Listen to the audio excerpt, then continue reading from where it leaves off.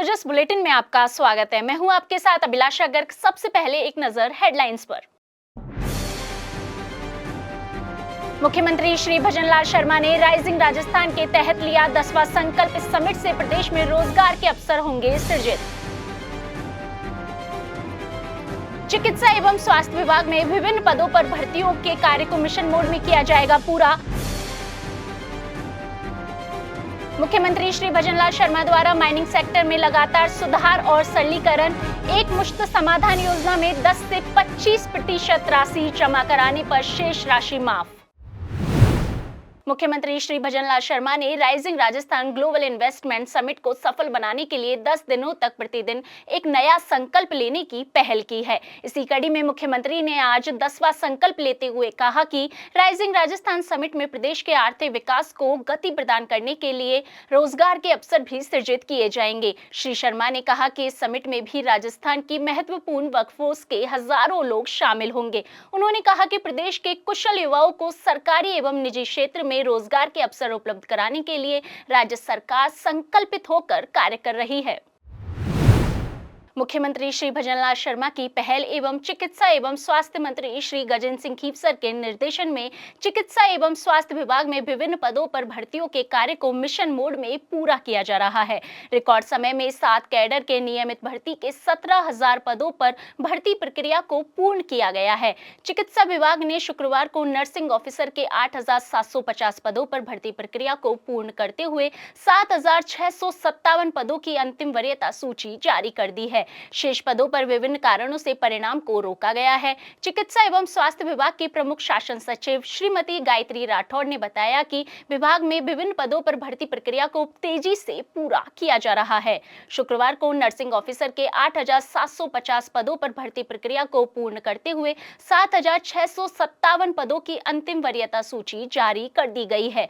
विभिन्न कारणों से 1,013 अभ्यर्थियों का परिणाम रोका गया है। न्यायालय के आदेश के कारण 43 पदों को रिक्त रखा गया है एवं 37 पद सहरिया बैकलॉग के हैं। उन्होंने बताया कि चयनित अभ्यर्थियों के पदस्थापन आदेश अलग से जारी किए जाएंगे। मुख्यमंत्री श्री भजनलाल शर्मा ने माननीय प्रधानमंत्री नरेंद्र मोदी का प्रदेश में 9 नए केंद्रीय विद्यालयों की स्थापना की स्वीकृति प्रदान करने के लिए आभार जताया।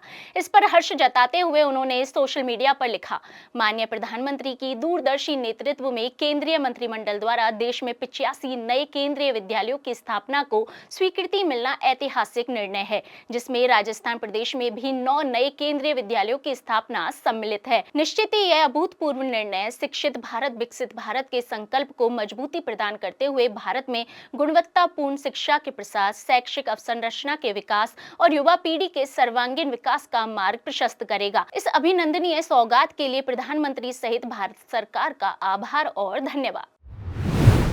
माइनिंग सेक्टर में आधुनिकतम तकनीक के उपयोग और पारदर्शी व्यवस्था के तहत 1 अप्रैल 2025 से सभी अप्रधान खनिज लीज धारकों को लीज क्षेत्र और उसके आसपास के 100 मीटर तक के क्षेत्र का ड्रोन अथवा एरियल सर्वे कराकर क्षेत्र के खनि अभियंता या सहायक खनि अभियंता के कार्यालय में रिपोर्ट प्रस्तुत करना होगा। नई व्यवस्था के तहत ड्रोन अथवा एरियल सर्वे में प्राप्त खनन रिपोर्ट और संबंधित लीज धारक द्वारा पूर्व में प्रस्तुत की गई रिपोर्ट में अंतर आने की स्थिति में राहत देने के लिए राज्य सरकार ने एक मुश्त समाधान योजना लागू की है।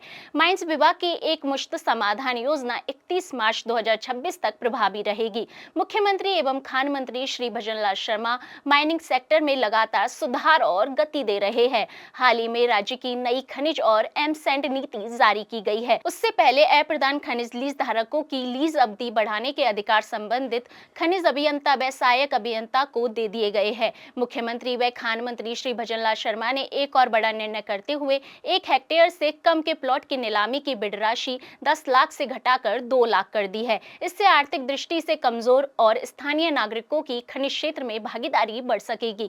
मुख्यमंत्री के मार्गदर्शन में अधिकारों का विकेंद्रीकरण, लीज धारकों को राहत व व्यवस्था को पारदर्शी बनाने के निर्णय लिए जा रहे हैं।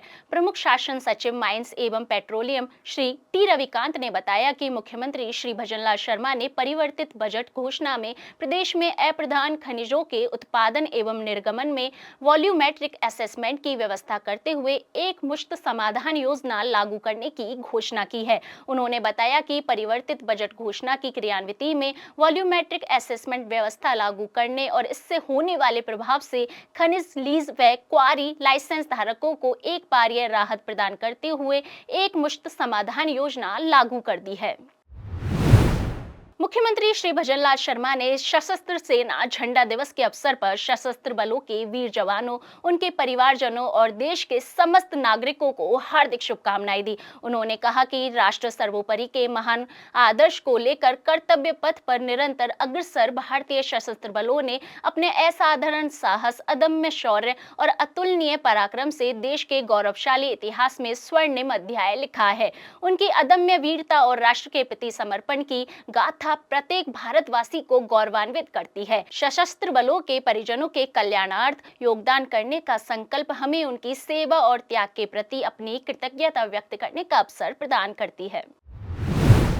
उप मुख्यमंत्री श्रीमती दिया कुमारी ने शुक्रवार को जयपुर के रामनगरिया स्थित नंदघर और मालवीय नगर की वाल्मीकि बस्ती में स्थित आंगनवाड़ी केंद्रों का निरीक्षण किया। इस दौरान महिला एवं बाल विकास शासन सचिव श्री महेंद्र सोनी, निदेशक समेकित बाल विकास सेवाएं श्री ओपी बुनकर उपस्थित रहे। उप मुख्यमंत्री ने रामनगरिया स्थित नंदघर आंगनवाड़ी केंद्र के निरीक्षण के दौरान आधुनिक सुविधाएं, स्मार्ट टीवी, सुसज्जित कक्ष, आधुनिक फर्नीचर, पानी की मशीन, बिजली पानी के कनेक्शन सहित सुचारू व्यवस्था, शौचालय की सुविधा, खेल मैदान, पोषण वाटिका, बच्चों की प्री स्कूल जैसी ECCE गतिविधियां, बच्चों के ग्रोथ मॉनिटरिंग उपकरण, पोषण वाटिका आदि को देखकर संतोष जताया। वहीं उन्होंने मालवीय नगर की वाल्मीकि बस्ती में स्थित आंगनवाड़ी केंद्र का भी औचक निरीक्षण किया तथा यहां नंदघर आंगनवाड़ी केंद्र की जैसी आधुनिक सुविधाएं विकसित करने के निर्देश दिए। उन्होंने वाल्मीकि बस्ती में स्थित आंगनवाड़ी केंद्र सहित राज्य के अन्य आंगनवाड़ी केंद्रों को आधुनिक सुविधाओं से सुसज्जित कर विकसित करने के अधिकारियों को निर्देश दिए।